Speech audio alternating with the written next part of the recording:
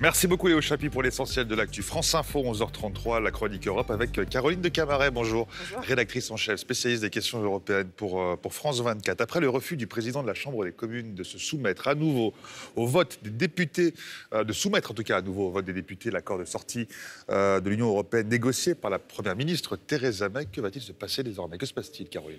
Écoutez, c'est vrai que ce speaker qui est très haut en couleur, John Bercow, il a encore fait des siennes et il a vraiment asséné un coup dur, un de plus, j'ai envie de dire, à Theresa May, parce qu'il est allé chercher un règlement qui date de 1604, parce que c'est une jurisprudence, le droit coutumier. C'est un droit oral, voilà, pas écrit finalement, coutumier. comme en France. Il a trouvé une coutume donc, du XVIIe siècle pour dire qu'on ne pouvait pas revoter une troisième fois sur un texte exactement identique et que donc elle ne pouvait pas aujourd'hui ou demain, comme elle le souhaitait, resoumettre au vote son texte du Brexit parce qu'il n'y avait pas de changement, de modification significative de la part des Européens, aller les revoir pour renégocier. Alors c'est quand même un coup dur pour Theresa May parce qu'elle était en train, pendant tout le week-end, elle avait commencé à aller voir le fameux DUP qui lui pose problème, le parti unioniste, qui en fait est aujourd'hui celui qui fait vraiment la différence. C'est un parti très unioniste qui veut rester le plus proche possible du Royaume-Uni et qui négocie chèrement ses 10 députés à Westminster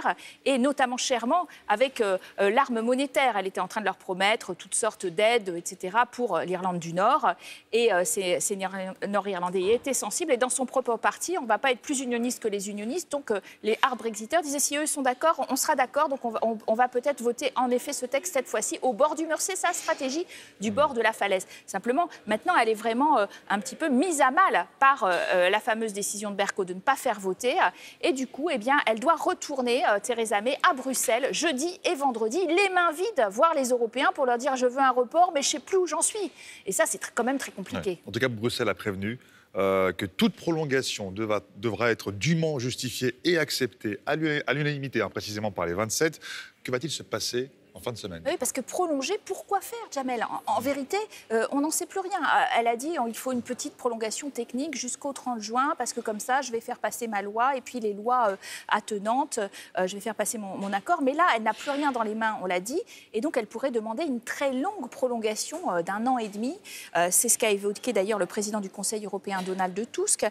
Une très longue prolongation pour repenser la stratégie, dit Donald Tusk. Ce qui signifie, en vérité, que les Britanniques doivent voter aux élections européennes comprises entre les 23 et 26 et avoir des députés britanniques au Parlement. Avoir des députés britanniques, ce qui pose quand même vraiment des grosses questions. Les 73 sièges ont déjà été redistribués dans la perspective de leur sortie et de prochaines élections sans les Britanniques. 27 redistribués, dont beaucoup aux Français, par exemple. Alors, ça a posé des questions juridiques très importantes. Alors, on estime quand même sur le fond du problème, et c'est important, il y a des avis juridiques qui sont rendus, qu'on peut demander, du point de vue britannique, cette prolongation jusqu'à la dernière minute. C'est-à-dire si on arrive vraiment au 29 mars, c'est dans 11 jours, c'est la date limite où ils sortent chaotiquement. Si on arrive à cette date limite, 1 heure avant, Theresa May peut encore dire « je vous en supplie, passez-vous des coups de fil, on veut une prolongation pour essayer de ne pas sortir sans deal ». Et ça, c'est véritablement aussi un scénario qui est plausible. Et le risque d'un no deal, justement, ça existe toujours, ça, Caroline? Alors, comme je vous l'expliquais, si on arrive au-delà du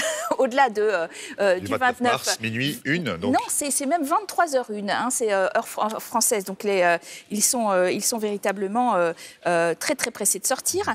23h heure de Londres, pardon, le 29 mars. Si on arrive là, c'est le no deal, en effet. Et puis, cette possibilité n'est pas tout à fait effacée des hypothèses de travail et des scénarios.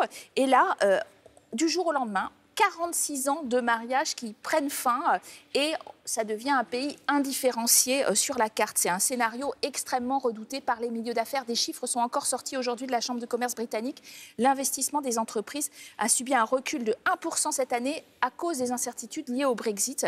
De nombreux députés dans le camp des conservateurs, des hard Brexiteurs, des UKIP aussi qui est encore plus à droite, disent tant pis, on préfère carrément un no deal que pas de Brexit du tout, etc. Il vaut mieux une rupture brutale.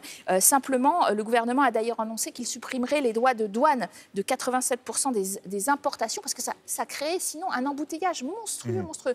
En France, on a un peu sous-estimé jusqu'à présent l'impact réel pour nous, parce qu'on a toujours dit que c'est les Britanniques qui vont le plus souffrir, mais pour nous, il y a véritablement des répercussions. On l'a vu avec la grève du zèle, notamment les douaniers. La grève du zèle des douaniers, vous faites tout à fait bien qui disent on a besoin de 700 douaniers supplémentaires. On n'en a même pas la moitié qui sont fléchés pour l'instant. On ne va jamais pouvoir faire face si ça arrive très très vite. On parle dans 10 jours, en l'occurrence. Et puis, 150 000 titres de séjour pour les Britanniques qui résident sur le sol français, dont il va falloir pouvoir les régulariser, comme on dit. Ça promet du travail pour l'administration française. Voilà. Et le scénario d'un second référendum, Caroline, d'une élection générale n'existe plus, lui ? Alors, c'est vrai qu'on se demande si le fameux Bercow, qui est le speaker de la Chambre, qui est quand même plutôt pour un Brexit plus soft. C'est un peu le rôle de Père Fouettard, des fois. Il n'est pas en train d'essayer de faire passer son scénario idéal, c'est-à-dire de prolonger tellement que finalement on réfléchit une deuxième fois, où on a le temps d'organiser d'autres élections ou un référendum, etc.